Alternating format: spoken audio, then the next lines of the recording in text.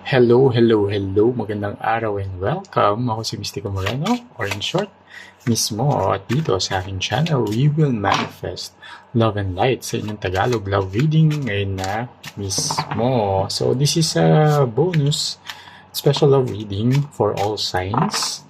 And tingnan natin kung ano yung masasagap kong energy for this reading from the collective.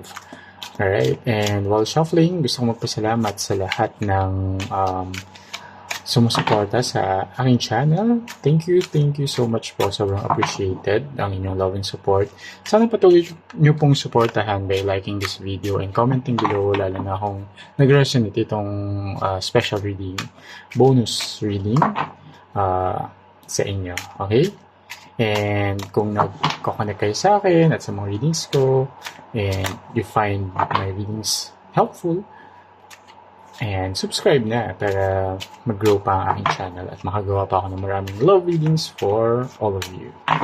Okay, so just to remind everyone that this is a collective general love reading, so it may or may not resonate sa lahat. Best to book a personal private reading. Sa description box lang naman yung email address ko. Okay, so let's begin.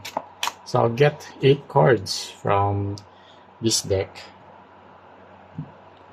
And then interpret natin siya isa-isa. Mula first hanggang 8. And yeah. So, tingnan natin paano ito mag-resonate sa inyo.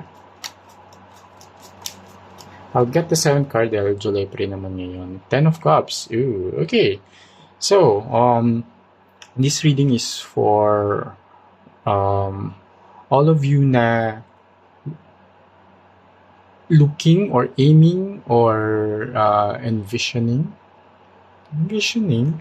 a long-term relationship with your person.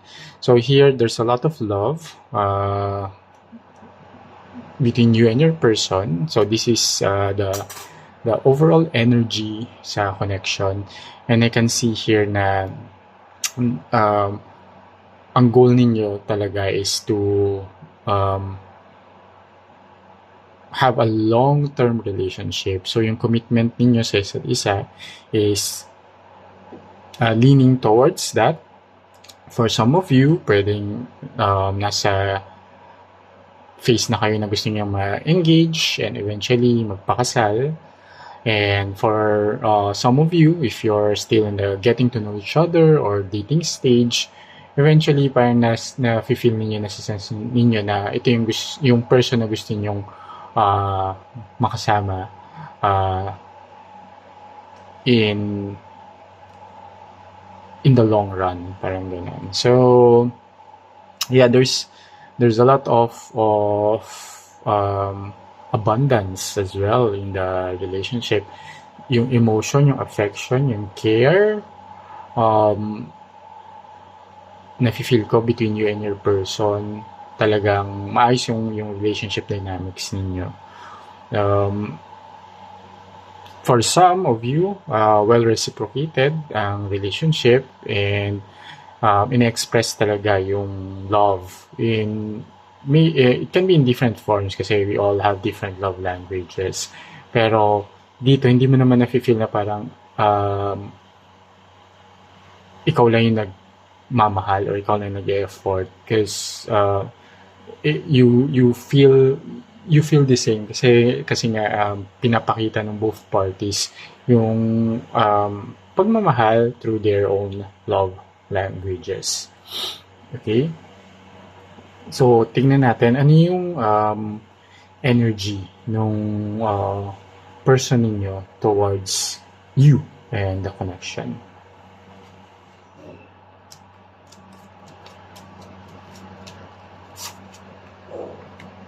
Four of Wands. Okay, so talagang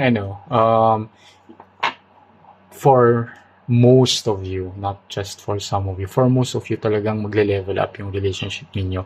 So from dating stage, can be a committed relationship, and kung kayo na talaga at may commitment na kayo sa isa't isa, I can see here next level or next phase or a new milestone between you and your person. So, pwedeng ang engagement, pwedeng marriage, and pwedeng for married couples, pwedeng having kids. Okay? And as you can see here also with the Ten of Cups like the couple may kids sila, then another couple here. And yeah, Four of Wands a very lucky card. So it looks like 11-11, and it signifies also new beginnings, kaya nga new milestone siya for most of you. Nakikita ko dito na kung hindi man kayo mag-initiate, highly likely na yung person ninyo, as I mentioned earlier, this is the energy of your person towards you or towards the relationship. So talagang gusto ka makasama nitong person mo habang buhay, and or in a long-term relationship. Masaya siya na kasama ka, masaya siya na naging kayo, masaya siya na lumilevel up at nag-grow ang relationship. So yeah, very very positive, very optimistic din itong tao na to sa kanyang view with regards to relationship. Wala din siyang anything na parang worries, anxiety towards the connection, kasi for him or her, very sure na siya na this is it. Okay, this is really it. Okay, so tingnan naman natin ano yung iyong energy towards your person and that connection. It's very positive. So tingnan natin. I hope another positive card will show up. Oh, see? So yeah, Six of Cups. Ang daming for you when you see this person, or ngayon na nandito na kayo sa new milestone, kung hindi pa malapit na, bumabalik sa iyo yung mga happy memories nyo together, going back all the, alam mo may sense of nostalgia na nagsimula kami ganito, niligaw, kung if you're a girl or if this is a same gender relationship, kung kayo yung sinuyo or kayo niligawan, ganyan. So parang babalikan niyo yung mga kilig moments, and if you're the one who pursued, babalikan mo rin yung mga quote-unquote na, alam mo yun, kilig challenges. I would coin it that way, na ayan, yung mga efforts, yung mga pinagdaanan nyo rin as a couple, lalo na kung nandito na kayo sa phase na you will be engaged, or you will get married, or you'll have kids, di ba? Parang for you, sarap na sarap kang balikan, or tuwang-tuwa kang balikan yung mga happy memories na yon, yung mga milestones, yung bago kayo dumating dito sa specific milestone na to, yung mga pwedeng for some hindi siya significant, pero sa inyo, kahit yung tipong pagsundo lang sa inyo sa work or sa school, or paghatid sa inyo sa bahay, ganyan, or yung simple movie date ng favorite mong movie, ganyan, or ayun, yung mga simple activities na for you very significant siya, kasi nga yun yung mga snapshots, I would say, nung relationship nyo na masaya at nagpapangiti sa iyo. So yeah, very very happy and positive talaga itong connection, and I'm glad na ganon yung dynamics ninyo at the moment. Alright, so tingnan natin lang kung meron bang any challenges na kakaharapin in the next coming days or weeks or months with regards to the connection.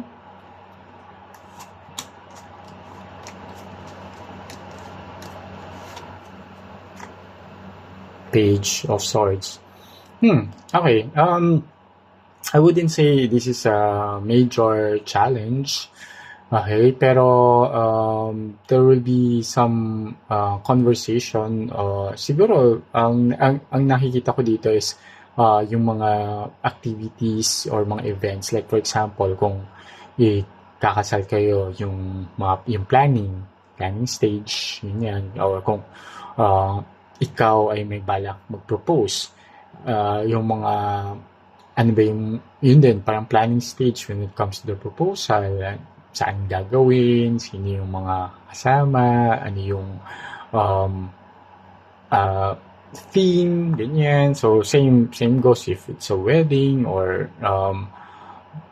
if mag-start na kayo ng family, ano yung mga next steps na yan. May initial conversation or pag-uusap, pagpaplano, and that will lead to some decisions na I think hindi siya major challenge but it will still be a challenge because dito maglalabasan siya siyempre yung kanya-kanyang opinion. Siyempre may possible na may gusto siya sa for example sa theme ng wedding, or ikaw din may gusto kang theme and it requires compromise, or kung nandun lang kayo sa dating stage going to commitment, okay, paano na when it comes to the work. So, ano yung mga compromises or na kailangan yung pag-usapan at masolusyonan para maging continuously smooth yung relationship and hindi na magkaroon pa ng other or mga knock ng another issue, I wouldn't say nga na issue to or mga anak ng another challenge, or maging lumaki siya into a major challenge, di ba? So, ngayon, may mga initial conversation lang over some plans with regards to the next milestones in your relationship na sinasabi ko dito, yung magkakaroon ng milestones, di ba? Yung long-term goals nyo.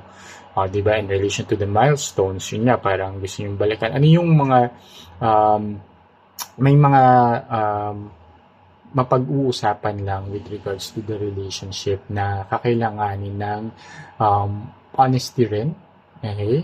And kung parang dapat sa simula pa lang kung ano yung gusto, for example, sa isang outcome when it comes to the relationship, kailangan sabihin na umpisa pa lang. Okay? Kaysa na detalye na yung mga plano tapos saka mo sasabihin or sa kanya sasabihin na parang, ay, actually, gusto ko to dati hindi ko lang nasabi, parang ganun. Walang ganun kasi it will just create some minor conflicts sa relationship. Okay. Okay, now, so challenge, of course, let's go to the opportunities or what can you look forward then when it comes to this connection.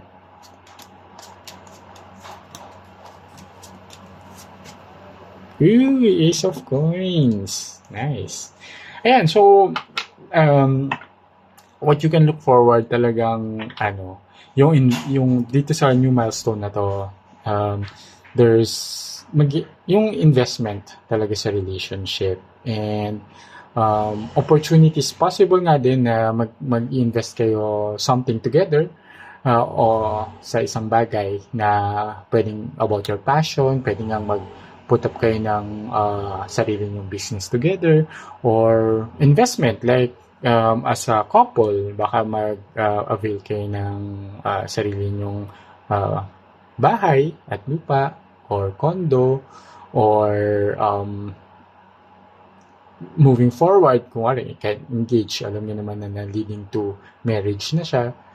So, may mga investments kayong gagawin nga din na, for example, pwedeng investment nyo is saan kayo mag-travel after marriage, the honeymoon part, or may plan kayo na mag-avail ng sasakyan, ganyan.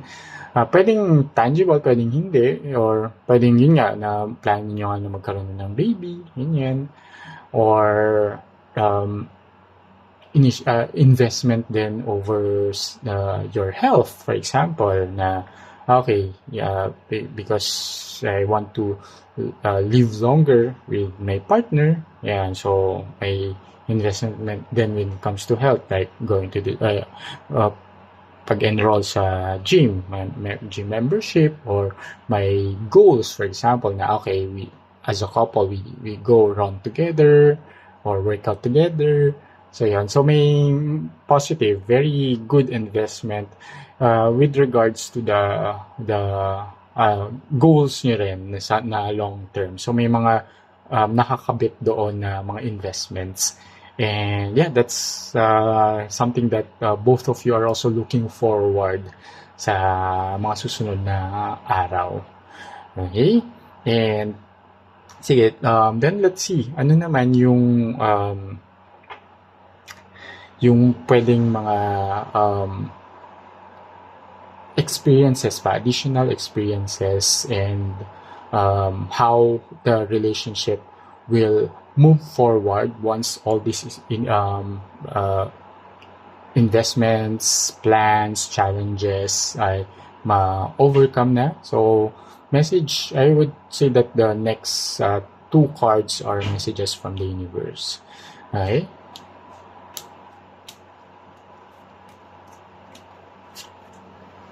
Okay, the Magician. And Page of Wands. Okay. Ganda siya. Kasi, you're manifesting, actually, both of you are manifesting something. And I can see here na magmamaterialize yung minamanifest ninyong dalawa. You may have a different wish, hope, and manifestations compared sa person mo, pero together as a couple, lalo na napakaganda ng relationship dynamics ninyo dito. Even yung challenges is very minor na kayang-kaya yung ayusin, may mga investments kayo together. Here, merong yung kung ano man yung mga gusto nyo mangyari din talaga sa relationship, pagtutulungan nyo together. And you have your own resources to make your own manifestations happen. He or she has his or her own resources as well for her manifestations or his manifestations to materialize. And together, kung meron kayong relationship goals na or parang shared manifestations, may shared desires kayo or goals or dreams na gusto nyo matupad as a couple, you both have what it takes or even the resources that you will be needing para mag-materialize yun at mangyari yun. And with the Page of Wands, again, it's a spark of some desires. Along the way, meron din kayong ma-discover pa na gusto nyong mangyari sa relationship na before, parang pwedeng hindi nyo pa siya naiisip or pwedeng naisip nyo na siya, naging dormant lang, pero it's something that you really desire when it comes to the relationship. Yun talagang gustong-gusto nyong mangyari sa relasyon. Like, for example, as I told you, example lang, for some of you, yung initial investment or ninyo is to put up a business together. So, here I can see na, sige, gusto nyo mangyari, din-design mo siya. You have the resources, financial, even the location, for example, and the people that na makakatulong sa inyo para mabuo itong pangarap na to at mangyari siya, diba? So, very, very positive talaga. And there's a lot of excitement with the Page of Wands pa. And alam niyo yung sense of adventure together as a couple. Napakaganda na even if meron na kayong dumating na kayo dito sa point na to na may mga new milestones na kayo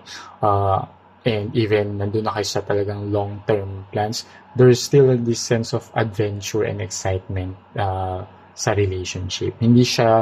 Wala akong nakikita dito na parang bored kayo sa isa't isa. Hindi. Parang talagang every milestone pa nga, sobrang excited kayo to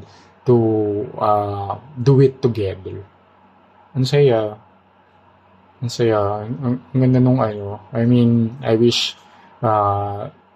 this reading resonates to all of you watching this. Kasi napakaganda ng reading talaga.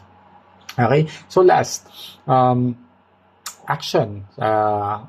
What action to take? Given na very positive naman. And I think, feeling ko, alam ko na rin yung lalabas na action to take. Yeah. Tama. Action to take. Alam mo, ang ganda. 6 of coins. All you have to do is be grateful. Okay? Kasi 6 of coins is a card of gratitude and also a card of reciprocation and generosity. So, parang first, all you have to do is be thankful, be grateful na dumating itong person na to sa buhay mo. Kasi hindi lahat ng tao, okay, na nakikilala yung mga parang ideal person nila or someone talaga na magpapasaya sa nila. So, be grateful and show this gratitude always to your person. Show your appreciation na na nakukuha mo yung pagmamahal na dati pinangarap mo lang pero ngayon nangyayari. And I hope that it same goes to your person, that he or she is grateful as well. And feeling ko naman, kasi 6 of coins is a card of reciprocation, and I can see here na continue reciprocating lang each other. And just be generous when it comes to giving love and support. And tulungan lang talaga dito para sa growth ng relationship, para ma-maintain, ma-sustain, and ma-reach talaga yung mga panibagong milestones na gusto nyong mangyari sa relationship. Ayan. So sana nakatulong itong reading na to at sana nag-resonate talaga sa inyo kasi very, very, very positive talaga itong reading, nakakatawa. And sana nabigyan ko kayo ng insight and guidance with this reading. Always use my reading with discernment. Nasa kamay pa rin naman natin ang ating kapalaran. We have our willpower to do what we need to do. And kita-kits na lang muli sa susunod ko pang love reading dito lang sa aking channel. Ako si Mystico Moreno, or in short, Mismo. Kita-kits. Ingat!